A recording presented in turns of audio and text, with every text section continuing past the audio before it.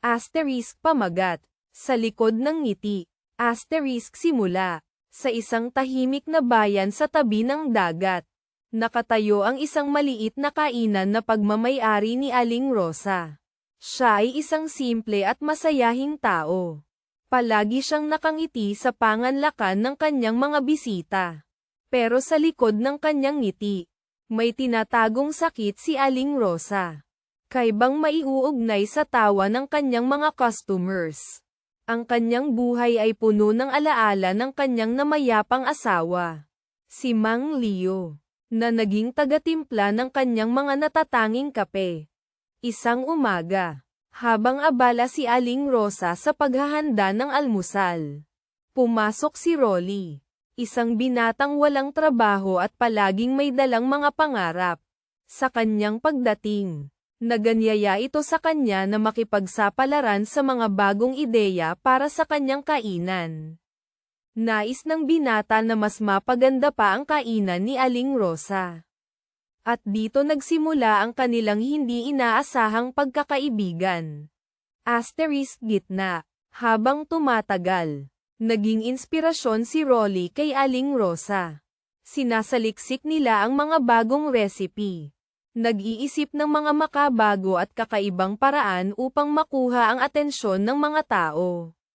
Unti-unting nabuo ang mga pangarap at pag-asa sa kanilang mga puso.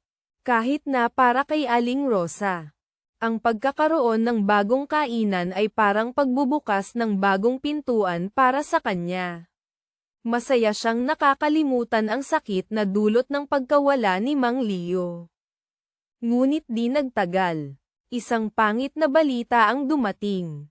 Nalaman ni Rolly na kailangan niyang umalis ng bayan para sa isang mas magandang oportunidad sa ibang lugar at naiwan ni Aling Rosa ang isang sulat na naglalaman ng kanyang pasasalamat at palem. Nakaramdam si Aling Rosa ng pangungulila hindi lamang sa binata kundi sa muling pag-asa na kanilang sinimulan. Pakiramdam niya ay naglaho na ang liwanag sa kanyang buhay. Ang kainan, na noon ay puno ng sigla at tawanan, ay nagiging tahimik at malungkot. Kaya't nagdesisyon siyang ipagpatuloy ang mga pangarap na naumpisahan nila ni Rolly. Sa isa sa mga hardin sa likod ng kanyang kainan, nagpasya siyang magtanim ng mga halamang pampalasa at bulaklak. Ngunit tila parang nahirapan siyang bumangon. Isang taon ang lumipas. Lumabas ang isang bagong anunsyo ang Kainan ng Bayan, na isang patimpalak para sa mga lokal na kainan. Sa kalooban ni Aling Rosa, nag-alab muli ang apoy ng kanyang pangarap. Nagdesisyon siyang sumali sa patimpalak gamit ang mga recipe at ideya na naipon nila ni Rolly.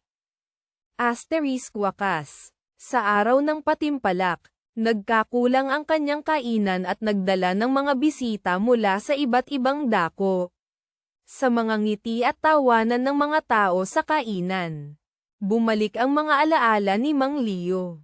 Nang dumating ang pagkakataon para sa kanya na ipakita ang kanyang mga inilutong pagkaing natatangi, nagbigay siya ng inspirasyon sa pamamagitan ng kanyang mga handog. Hindi nagtagal, nakilala ang kanyang kainan at nakamit niya ang unang gantimpala. Sa kanyang tagumpay, naramdaman niyang parang kasamang bumalik si Rolly at ang kanyang asawang si Mang Leo.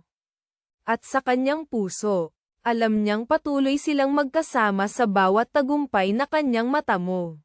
Habang nagdiriwang, lumingon siya sa tapat ng kainan, kung saan naisip niyang andyan pa rin ang kanyang mga pangarap.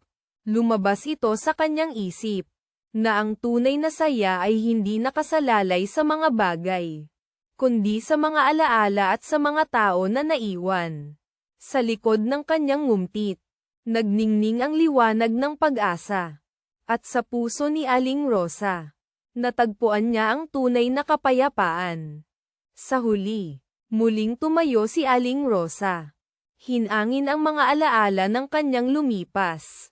Nagsimula ng bagong chapter sa kanyang buhay na puno ng inspirasyon at pagmamahal.